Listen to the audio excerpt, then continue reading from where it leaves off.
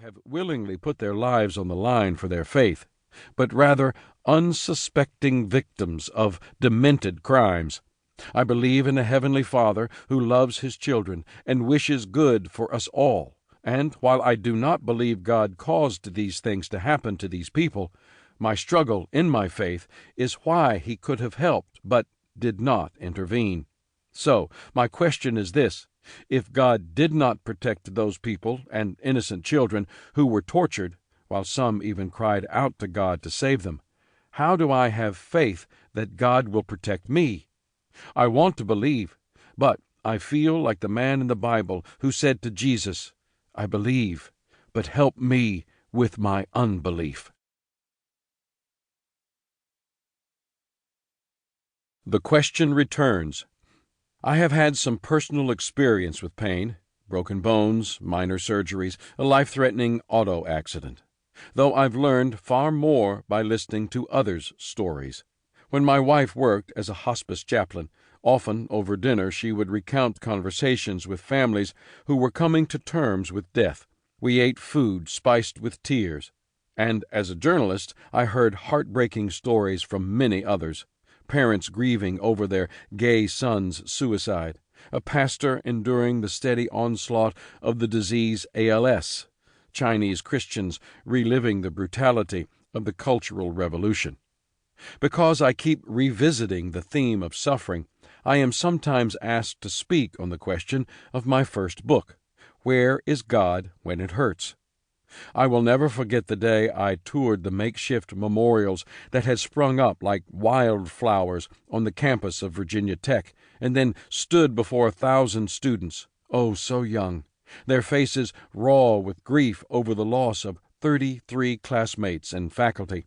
Or on an eerily similar scene the following year, when I planned to speak on an unrelated topic in Mumbai, India, until the terrorist attack on the Taj Mahal Hotel and other sites forced a change in venue and a change in topic, back to the question that never goes away.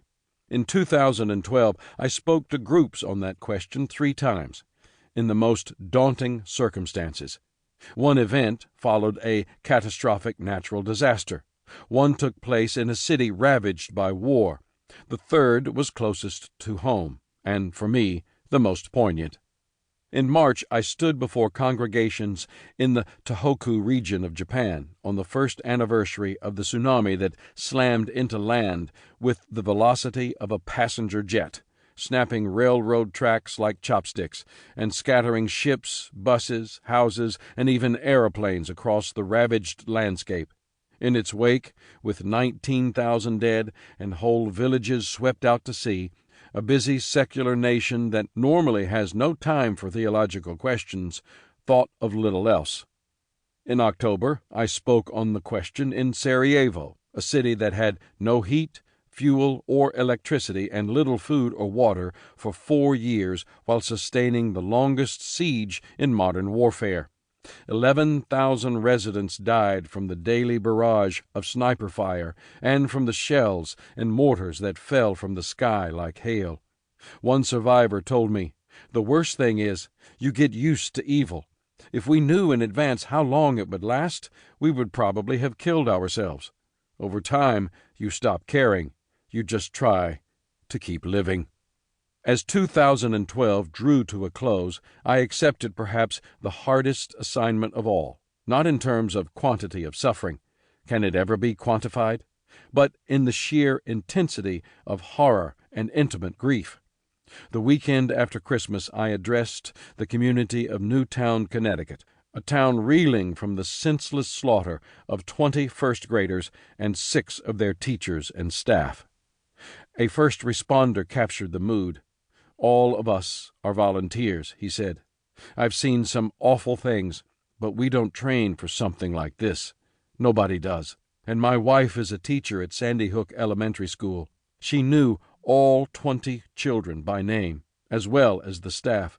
She was 3 steps behind the principal, Dawn Hopsprung, when Dawn yelled, 'Go back! It's a shooter!' After hiding out during the shootings, she had to walk past the bodies."